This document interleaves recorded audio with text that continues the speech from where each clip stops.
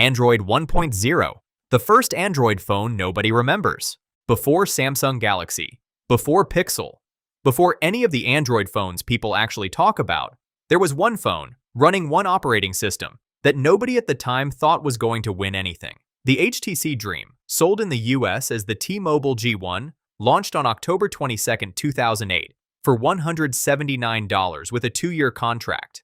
It ran Android 1.0. It had a slide-out physical keyboard, because Google was not fully convinced people would type on glass. It had a trackball for navigation. It had 192 megabytes of RAM. And it had no dessert name, because nobody had thought of that yet. What it did have was Google Maps, Gmail integration, a proper notification drawer you could pull down, and an Android market with around 50 apps at launch. T-Mobile sold over 1 million of them in the first 6 months. Not a revolution, not yet, but the ground floor of one. Android 1.5 Cupcake, the first dessert name and why. This one version changed how millions of phones worked and added something far more important, a naming tradition that would last over a decade. Android 1.5 Cupcake launched on April 27, 2009, and it brought the virtual on-screen keyboard that let phone makers finally ditch the physical keyboard entirely. Without Cupcake, every Android phone would have looked like a pocket typewriter forever. The bigger question is why Google started naming versions after desserts. A Google project manager named Ryan Gibson came up with the idea of using alphabetically ordered confectionery names for each public release. The official explanation from Google was simply that the names made versions easier for the team to discuss than raw numbers. What they did not explain was why it took a cupcake to unlock the keyboard. Cupcake also added video recording, home screen widgets, and the ability to upload videos directly to YouTube. Small things, seen today. Giant things, for 2009. Android 2.0 Eclair, Google Maps, navigation changes driving forever. Standalone GPS units had been a major industry. Garmin, TomTom, and Magellan were selling tens of millions of dedicated navigation devices every year. Then on October 28, 2009, Google announced that Android 2.0 Eclair would include free turn-by-turn voice navigation through Google Maps, powered by live internet data, always up to date, with no subscription fee. The dedicated GPS industry never recovered. Garmin's stock dropped 16% the day of the announcement. It was not subtle. The Motorola Droid was the first phone to ship with Android 2.0, and Google Maps navigation was its killer feature. For the first time, a smartphone could tell you where to turn in real time, for free, using a device you already carried in your pocket. Eclair also brought multi-touch support and the ability to manage multiple email accounts. Important improvements. But the navigation was the story. One software update effectively ended an entire hardware category. Android 2.3 Gingerbread, the version that ran on everything. Gingerbread launched on December 6, 2010, and its biggest feature was not something you could see on a spec sheet. Google specifically optimized it to run well on low-end, low-cost hardware. At a time when smartphones were still largely a premium product, Gingerbread was the version that let cheaper Android phones become genuinely usable. Manufacturers around the world used it to build budget devices for markets that could not afford flagship hardware. The result was that Gingerbread became the most widely distributed version of Android in history. Years after it launched, it was still running on hundreds of millions of active devices across developing markets. Phones that cost under $100, where Gingerbread was the only Android version that would run reliably. It also introduced NFC support for the first time and improved the on-screen keyboard with better accuracy. The fancy features were fine, but its real legacy was making Android the operating system for everyone, not just people who could afford a premium device. Android 4.0 Ice Cream Sandwich, phones and tablets, finally united. Before 2011, Google had made a strange decision. Android for tablets and Android for phones were basically different operating systems. Phones ran Android 2.x, tablets ran Android 3.0 Honeycomb, which was a completely separate build that Google never even officially released the source code for. It was a mess that made developers miserable. Android 4.0 Ice Cream Sandwich, released in October 2011, fixed it. One unified codebase, one design language, one version to rule all screen sizes. Ice Cream Sandwich introduced the Hollow design system, clean, dark interfaces with teal accents, and was the first Android version that looked like it had been designed on purpose. It also replaced the physical menu button with an on-screen navigation bar, back, home, and recent apps. You can still feel the outline of this decision in every Android phone made today. It launched on the Samsung Galaxy Nexus, and for Android fans, it was the first time the platform felt genuinely mature. Android 4.1. Jellybean, Project Butter, makes Android actually smooth. Android had a reputation problem. Even on good hardware, scrolling a list or switching between apps felt choppy compared to iOS. People could feel the difference. Google could not keep pretending they could not. Android 4.1. Jellybean, unveiled at Google I/O on June 27, 2012, launched Project Butter, a collection of changes that locked the entire user interface to a consistent 60 frames per second. Triple buffering, V-Sync timing, and touch anticipation all worked together, so the phone responded the instant your finger moved. It worked. The choppiness that Android critics had used as a talking point for 3 years largely disappeared.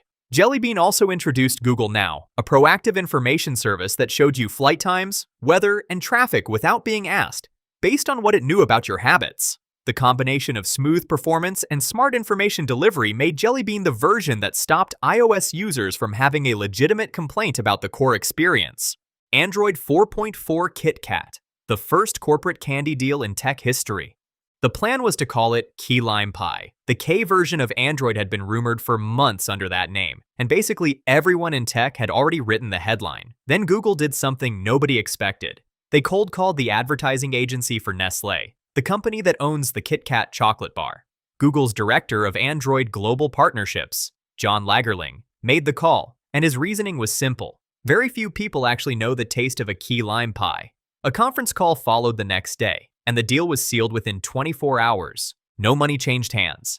Nestlé printed over 50 million KitKat bars in 19 countries, with the Android robot mascot on the wrapper. Android 4.4 KitKat itself focused on performance, specifically on making Android run on devices with as little as 512 megabytes of RAM, through an initiative called Project Svelte.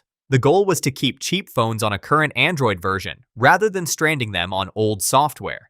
It was arguably one of the most practical Android updates ever made, wrapped in the most chaotic marketing story in the platform's history. Android 5.0. Lollipop. Material design, the biggest visual overhaul ever. Lollipop launched in November 2014 and rebuilt Android's visual identity from scratch. Google called the new design system Material Design, a language built around the metaphor of physical paper and ink, with layers, shadows, and bold colors that gave every surface a sense of depth and weight. Everything changed. The icons, the notification system, the lock screen, the animations. If you had not seen an Android phone since Ice Cream Sandwich, Lollipop would have looked like a different product entirely. Under the hood, Lollipop replaced the Dalvik runtime that had powered Android apps since 2008 with the Android runtime, known as RT, which compiled apps ahead of time rather than interpreting them on the fly. Apps launched faster. The system used memory more efficiently. Google also added 64-bit processor support for the first time. Lollipop was not just a new coat of paint. It was the version where Android became the high-quality platform Google had always claimed it was going to be. Android 6.0 Marshmallow. You finally control what apps can access. Before Marshmallow, installing an Android app was a take-it-or-leave-it proposition. The app would list the permissions it wanted, your location, your camera, your contacts, your microphone, and you either accepted all of them and installed it, or you did not install it at all. There was no middle option, no way to say yes to the camera and no to the microphone. Marshmallow changed this in October 2015 by introducing runtime permissions. Apps now had to ask for access at the moment they actually needed it, and you could say no. This is something iPhone users had been able to do since iOS 6 in 2012. Android users waited 3 more years. Marshmallow also introduced doze mode, which put idle phones into a deep power-saving state when they were not being used, significantly extending battery life. Both features are now so standard on every smartphone that it is hard to believe either was once absent. Marshmallow was the update that finally made Android feel like it was designed to protect you. Android 7.0 Nougat. Split screen arrives on phones. There was a moment in 2016 when people started actually expecting their phone to replace a laptop. Nougat, released in August 2016, helped make that argument more credible by introducing native split-screen multitasking on phones. You could pin two apps side by side on your screen, a browser and a notes app, a map and a messaging thread, and use both at the same time. It sounds unremarkable now. Before Nougat, it was not possible at all on stock Android. Nougat also introduced bundled notifications, which grouped multiple alerts from the same app into a single expandable stack instead of flooding the notification shade with individual alerts. It added the ability to reply to messages directly from the notification without opening the app. And it improved battery performance further with Doze on the Go, which activated power saving even when the phone was being carried rather than sitting still. Each of these features was small. Together, they made Android feel like it had grown up. Android 9.0 Pie. Buttons fade out, gestures move in. Android Pie launched in August 2018 and introduced the biggest navigation change since Ice Cream Sandwich removed the physical menu button in 2011. Instead of 3 navigation buttons at the bottom of the screen, Pie gave phones a single pill-shaped home button that could be swiped in different directions to go back, switch apps, or open the app drawer. The old 3-button bar was still there as an option for people who preferred it, but the direction was clear. Buttons were leaving. Pie also introduced adaptive battery, which used machine learning to predict which apps you would use in the next few hours and restrict the rest. Adaptive brightness did the same for screen brightness, learning your habits so it stopped blinding you every time you stepped outside. Pie was the version where Android started learning who you were. Android 10, dessert names die. Dark mode finally arrives. Google ended a 10-year tradition with Android 10. No dessert name, no letter, just a number. The official reason was that names like Lollipop and Nougat did not translate well across languages, and users in many countries struggled to understand whether their phone was running a newer or older version. The dessert names had become a fun piece of tech trivia that was genuinely confusing to the billion people who were not following Android news closely, so they became Android 10, and nothing else. The actual features were significant too. Android 10 delivered system-wide dark mode, a single toggle that turned the entire operating system, Google's apps, and any third-party app that opted into a dark background. For people who use their phone in low-light conditions or with OLED screens, where dark pixels use no power at all, this was a long overdue feature. Android 10 also made gesture navigation the new default, completing the transition Pie had started. And it introduced better privacy controls over location, allowing apps to only access your location while you are actively using them. Android 12, Material You, your phone matches your wallpaper.